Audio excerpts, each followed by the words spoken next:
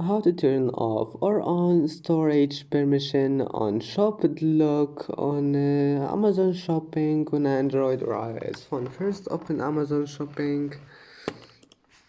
Now click these three lines here and then click settings and then permissions. Now just wait.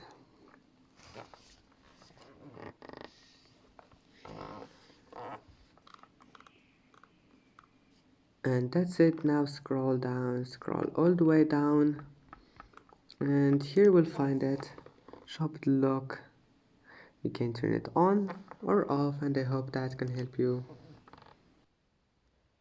And that's it for today's video. If you like this video, please don't forget to like and don't forget to subscribe. And thank you for watching this video until the end, and see you in the next video.